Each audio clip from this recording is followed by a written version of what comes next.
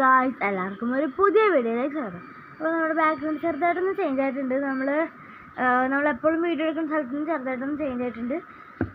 നമ്മുടെ എന്തെങ്കിലുമുള്ള ട്രഡീഷനൊക്കെ പെറുക്കി ഇവിടെ വെച്ചിട്ടുണ്ട് കേട്ടോ. ഓക്കെ, എപ്പോഴും ഇവിടെ ആയിരിക്കില്ല, ഇന്നൊരു ദിവസത്തേക്ക് വേണ്ടി മാത്രമാണ് ഇവിടത്തേക്ക് വെച്ചിട്ടുള്ളൂ. ഓക്കെ, അപ്പോൾ നമ്മൾ ഇന്ന് ചെയ്യാൻ പോകുന്നത് DIY പേപ്പർ കട്ടറാണ്. അപ്പോൾ അതിന് അത് ചെയ്യാനുള്ള മെയിനായിട്ടുള്ള കാരണം എൻ്റെ കയ്യിൽ നല്ല അടിപൊളി കാർഡ്ബോർഡ് കിട്ടിയിട്ടുണ്ട്, അതാണ്. പിന്നെ അതിൻ്റെ ഒരു അളവും ഏകദേശമൊക്കെ ഒരു സംഭവം ഞാൻ ഇപ്പോൾ വരച്ചിട്ട് ഈ പേപ്പറിൽ കാണിച്ചു തരാവേ. നമ്മൾ വരച്ചെടുത്തിട്ടുണ്ട്. ചെറിയൊരു ട്രാൻസിഷൻ മേടിയാ നോക്കി, ശരിയായോന്നറിയില്ല. ഓക്കെ, ഇതുപോലെയാണ് അളവ് ഫുള്ളുള്ളത് കേട്ടോ.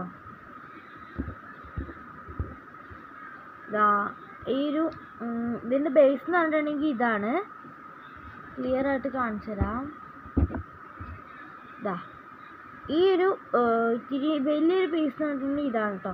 10 സെൻറ്റിമീറ്റർ വിഡ്ത്തും 25 സെൻറ്റിമീറ്റർ ലെങ്ത്തും തന്നെ ഒരു റെക്റ്റാങ്കിൾ ഇവിടെ നിന്ന് കട്ട് ചെയ്യണം.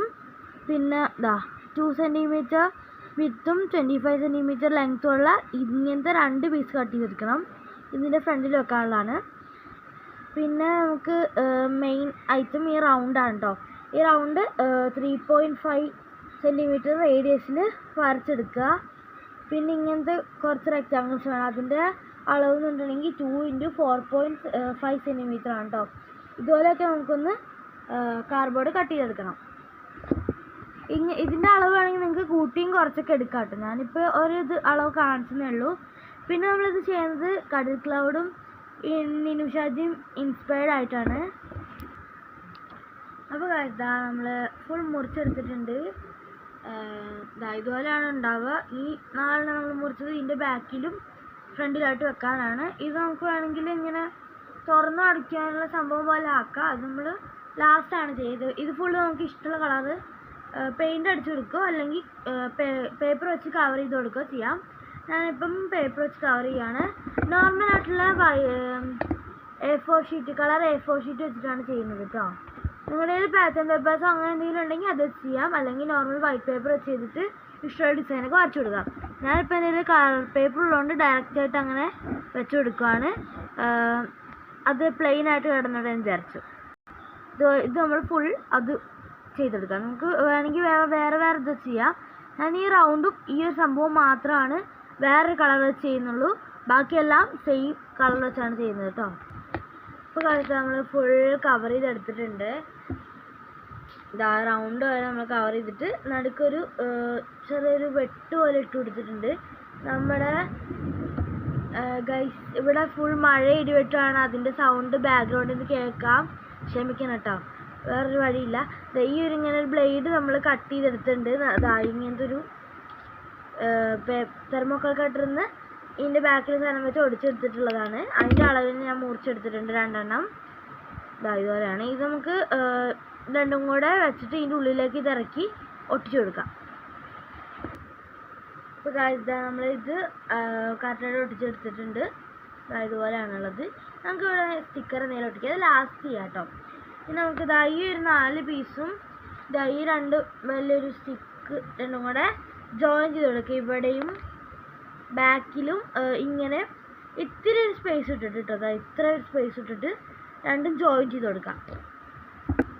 അപ്പോൾ നമ്മൾ ഇതിൻ്റെ ഇത് ജോയിൻ ചെയ്തെടുത്തിട്ടുണ്ട് ബാക്കിലും ഇതുപോലെ തന്നെ.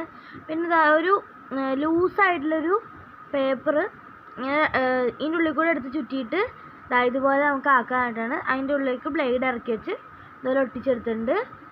ഇതുപോലെയാണല്ലോ കേട്ടോ. പിന്നെ നമ്മൾ ഇങ്ങനെ ജസ്റ്റ് തുറക്കാനും അടക്കാനും വേണ്ടി ഈ ഒരു സംഭവം ഇവിടെ പിടിച്ചിട്ടുണ്ട്. എന്നിട്ട് നമ്മൾ ഇതുപോലെ ഇങ്ങനെ വെച്ചുകൊടുക്കും, ഒട്ടിക്കണം. എന്നിട്ട് ഇങ്ങനെ നമുക്ക് ആവശ്യമുള്ളപ്പോൾ പൊക്കിയിട്ട് അങ്ങനെ വെക്കാൻ പറ്റും. അതും കൂടെ ഒട്ടിച്ചെടുക്കാം. നമ്മൾ ഫുൾ സെറ്റാക്കിയിട്ടുണ്ട്. ഇതുപോലെയാണുള്ളത്. പിന്നെ കറക്റ്റായിട്ട് നല്ല അടിപൊളിയായിട്ടാണ്. നിങ്ങൾക്ക് വേണമെങ്കിൽ ഇത്തിരി ഡ്യൂറേഷന് വേണ്ടി ഇവിടെ ഫുൾ സെല്ലോ ടേപ്പ് ഒട്ടിക്കാം. ഞാൻ അങ്ങനെ ഒട്ടിച്ച് കൊടുക്കുന്നുണ്ട് കേട്ടോ. അല്ലെങ്കിൽ ട്രാൻസ്പെറൻറ്റ് ഷീറ്റ് ഒട്ടിക്കാം. ഇപ്പോൾ ഇതുപോലെ ഞാൻ സെല്ലോ ടേപ്പ് എടുത്ത് ഈ ഒരു നടുക്ക് ഭാഗത്ത് ഹോൾ വന്ന ആ സ്ഥലത്ത് മാത്രമേ ഒട്ടിച്ചു കൊടുക്കുന്നുള്ളൂ കേട്ടോ.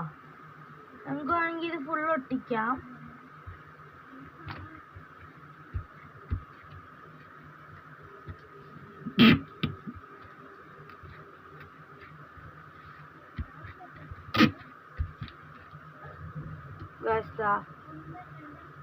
മുറിച്ച് കൊടുക്കുക. ഇത്രയും വെച്ചിട്ട് നിർത്താം. പിന്നെ നമുക്ക് അടിയിലേക്ക് ഒരു ഇത്തിരി സ്പേസും വിടണം കേട്ടോ ഒട്ടിക്കാനായിട്ട്. ഈ ഇത്രയും വെച്ച് മുറിച്ചിട്ട് അടിയിലേക്ക് കയറ്റി ഒട്ടിക്കാം.